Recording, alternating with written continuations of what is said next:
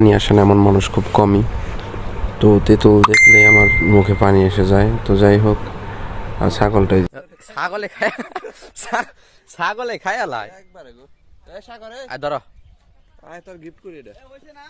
ছাগল ধরে চলে এসেছিল আমার হাত থেকে তেঁতুল খেয়ে ফেলতে। তো যাই হোক, কোনোভাবে আটকাইছি ছাগলটাকে। তো কিছু তেঁতুল দেওয়া হয়েছে ওকে। যাই হোক, আমরা প্রস্তুতি নিয়ে ফেলছি, সব কিছু ধুয়ে মেশিনের ভিতরে রাখতেছি। তো আমরা এগুলোকে ছেঁচে তারপর সুন্দরভাবে আমরা সেই টক সুস্বাদু সেই আচারটা আমরা তৈরি করব। তো আপনারা দেখতে থাকেন। আর জিভে যদি পানি চলে আসে তো অবশ্যই আমাদের সাথে চলে আসতে পারেন। আমরা মাঝে মধ্যেই খেয়ে থাকি এরকম টক টক আচারগুলো।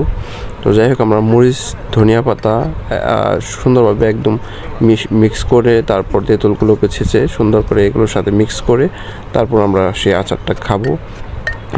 যাই হোক, আপনারা দেখতে থাকেন।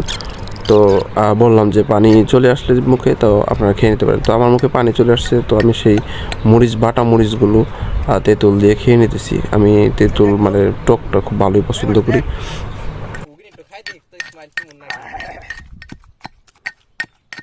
তো ঠিকই আছে, এত বেশি না। এই ওইছে না বড় দেখ ডলা ফাটক দিয়েছি আর নে ওরে কেন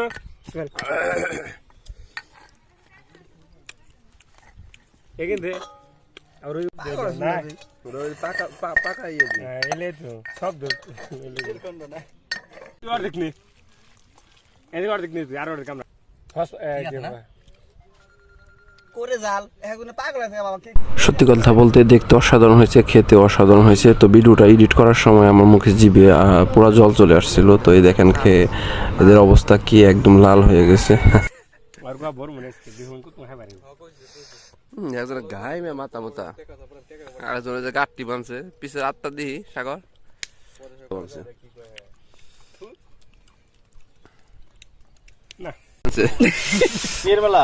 ভাত খাই বানছে দেখ কেমনে খায় টপ টপ নলা দিবেন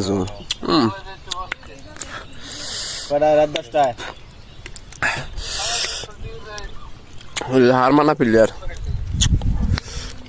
খারায় না খাইলে খাইবার বড় আছে দেখ আমার দিক দিকে চিনি সুদা গাম বাইরেছে করে চিনি গাম বাইরেছে গাম তো 10টা চিনি হার মান আমি তো মাপ চাই তো আমরা তো হার মানি নাই, আমরা খামুই।